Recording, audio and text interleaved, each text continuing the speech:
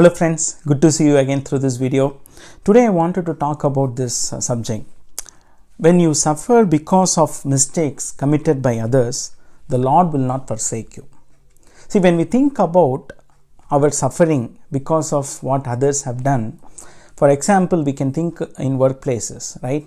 Many times, if some of our colleagues, if they do something wrong, we also get the impact, and they may pass the blame on us, and end of the day we may be made like a scapegoat. Most often this happens, and sometimes even between the relationships in family, right? Sometimes people do some mistake and pass the blame on us, and end of the day we are suffering the consequences of their actions. Even sometimes it happens like the previous generation, if they had done something wrong, taken a wrong choices, taken a wrong decisions, and that affects the subsequent generations, the next generations.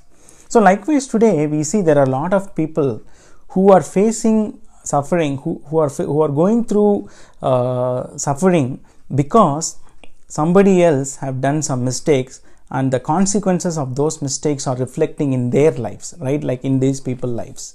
So today you and I may be also going through that kind of a suffering. But today I wanted to give you a hope from the Word of God, where a person from the Bible also had to go through the same situation where he did not do anything wrong, but he had so many other things like consequences that dealt a lot of suffering on him, like the mistakes made by others, and the consequences of those mistakes became like a suffering on this person. And eventually we see how the Lord heard his cry and how the Lord lifted him up from that situation.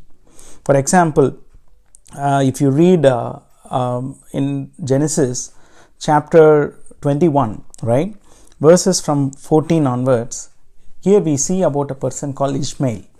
Ishmael is a son born to Abraham out of the wedlock with Hagar. Hagar was a servant maid with Sarah. And Sarah was thinking as she was getting old that she is not going to conceive, and she thought, okay, it's better to make a wedlock between Abraham and my servant maid, so that at least through her we will try to have a child coming into the family. And because of that decision, what happened? Ishmael was born. So the first reason we have to see here is Ishmael was born out of a mistake committed by Abraham and Sarah, where Hagar also got involved here. And after that, what happened? Once Ishmael was born, then later Sarah also conceived, right? She also gave birth to Isaac.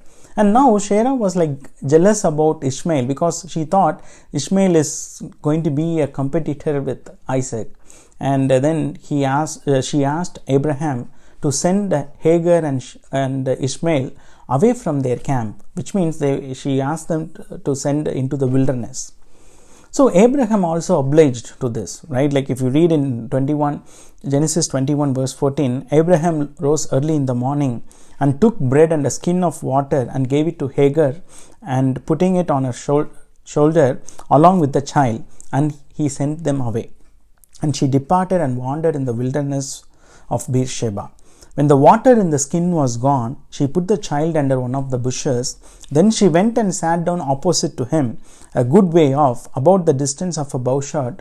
For she said, "Let me not look on the death of the child," because she knew that the child is starving of food and water, and the child is going to die. Ishmael is going to die. And as a mother, she doesn't want to see that situation. She doesn't want to see her son, dying in front of her own eyes. And she sat opposite him. She lifted up her voice and wept. And God heard the voice of the boy. See, this is what I wanted to tell today. Ishmael was blameless, right? He was just an innocent child, and he came out of the mistakes made by so many other people. But here he is in a situation where he is about to die. He is facing that suffering. He is bearing the pain of the mistakes did by other people. But here what happens? The Lord heard the cry of the boy, and the angel of the God called to Hagar from heaven and said, "What troubles you, Hagar? Fear not, for God has heard the voice of the boy where he is up. Lift up the boy and hold him fast with your hand, for I will make him into a great nation." Then the God opened her eyes, and she saw a well of water, and she went and filled the skin with water and gave the boy a drink. And the God was with the boy, and he grew up. He lived in the wilderness, and he became an expert with the bow. See, here we need to see the Lord did not forsake Ishmael. Such a good, loving father, heavenly father Lord was, right? Abraham, the earthly father too, even he sent him away, right? And he said, like, you go and find your own way.